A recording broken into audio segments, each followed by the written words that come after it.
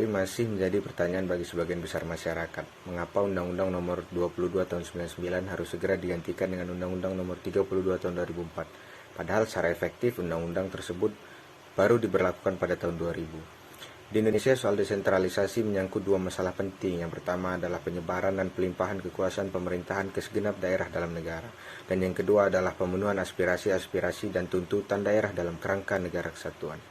Kedua masalah itu akan berkembang seiring sejalan dengan dinamika politik dan respons elit global terhadap desentralisasi. Selanjutnya saya akan menjelaskan pada saat otonomi daerah akan mewujudkan local accountability, tiba-tiba pemerintah mengambil kebijakan untuk mengubah UU Nomor 22 Tahun 1999 yang disahkan oleh DPR.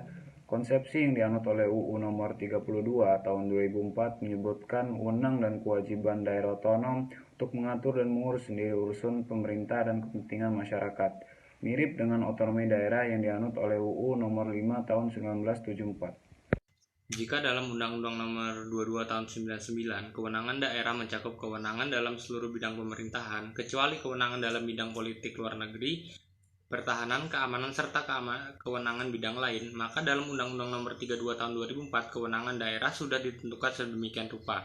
Berbeda halnya dengan Undang-Undang Nomor 32 Tahun 2004, di mana undang-undang ini menganut paham pembagian urusan antara pembagian kewenangan dengan pembagian urusan.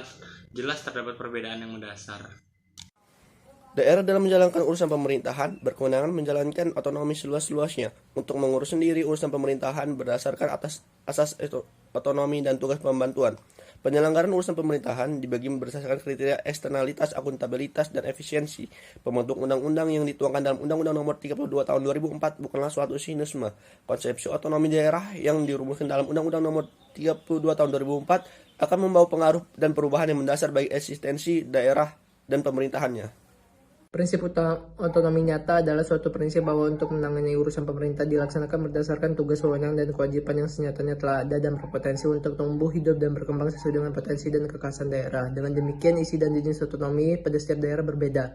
Bahwa tantangan utama bagi daerah dalam berotonomi pasca revisi UU Nomor 22 Tahun 1999 adalah kesiapan daerah dan masyarakat kembali ke jiwa dan semangat otonomi daerah. Ini tentu saja berbeda dengan apa yang kita pahami selama ini di UU Nomor 5 Tahun 1974.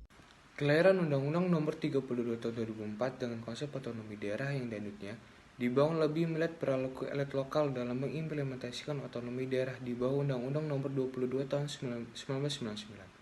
Padahal idealnya bukan mengobrak-abrik konsep otonomi daerah tersebut, tetapi memperbaiki sistem yang mampu mempercepat terwujudnya local accountability dan mendorong tumbuhnya perilaku elit secara proporsional dalam mengimplementasikan otonomi daerah. Tapi apapun dikata, Undang-Undang Nomor 32 Tahun 2004 hanya menunggu diundangkan dalam lembaran negara.